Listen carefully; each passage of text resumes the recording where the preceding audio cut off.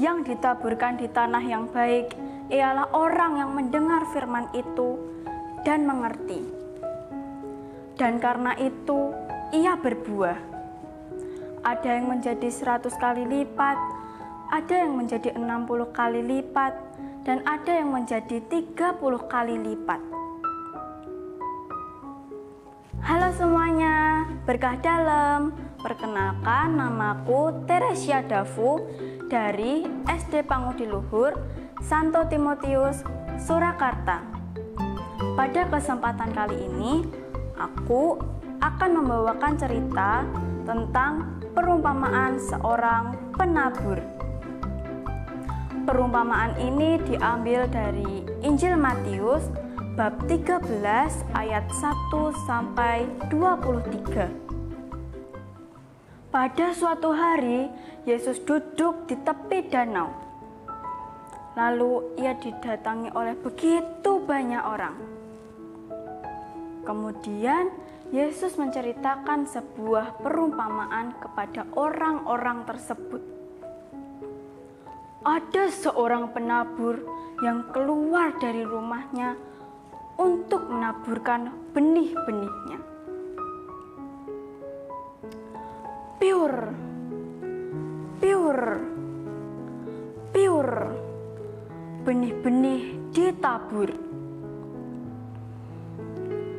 Tetapi benih-benih itu ada yang jatuh di beberapa tempat.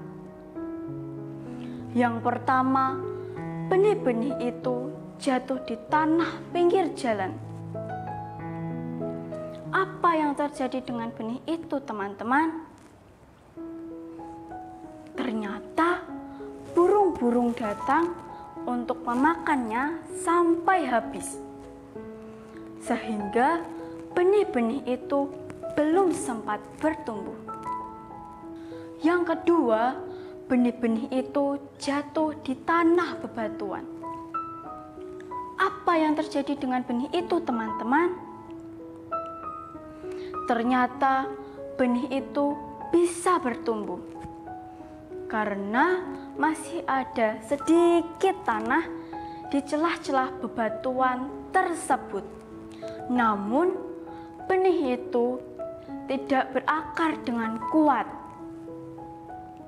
Sehingga ketika matahari bersinar terik, benih itu layu dan mati. Yang ketiga, benih-benih itu jatuh di antara semak-semak berduri. Apa yang terjadi dengan benih itu, teman-teman? Ternyata benih itu bisa bertumbuh. Namun, ketika semakin bertumbuh, benih itu terhimpit oleh semak-semak berduri. Aduh, pasti sakit ya, karena terhimpit oleh semak-semak berduri. Akhirnya, benih itu mati deh. Teman-teman, selanjutnya benih itu jatuh di tanah seperti apa ya? Ternyata benih-benih itu jatuh di tanah yang baik, tanah yang sangat subur.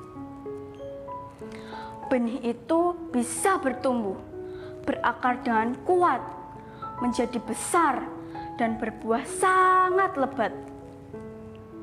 Ada yang menjadi 100 kali lipat, ada yang menjadi 60 kali lipat, dan ada yang menjadi 30 kali lipat. Nah, teman-teman, dari perumpamaan tadi, benih itu maksudnya adalah firman Tuhan. Dan tanah maksudnya adalah seperti hati kita yang mendengarkan firman Tuhan.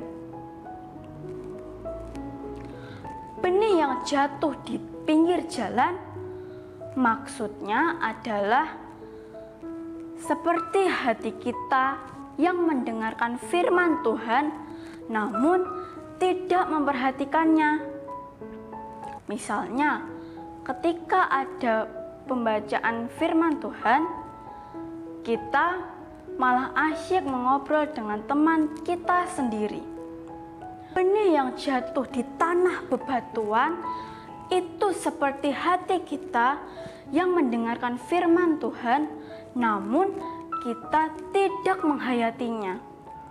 Misal, ketika mendengarkan firman Tuhan, namun 2-3 jam kemudian kita lupa. Benih yang jatuh di antara semak-semak berduri itu seperti hati kita yang mendengarkan firman Tuhan, namun kita tidak melaksanakannya dalam kehidupan sehari-hari kita.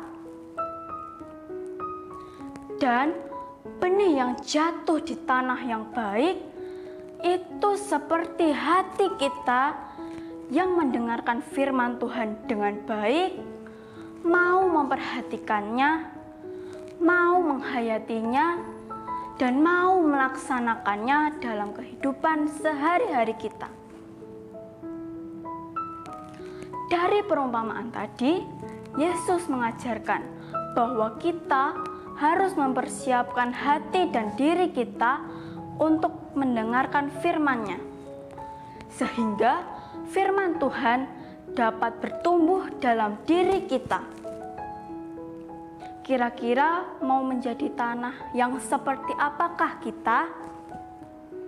Demikian cerita dari Injil Matius bab 13 ayat 1-23.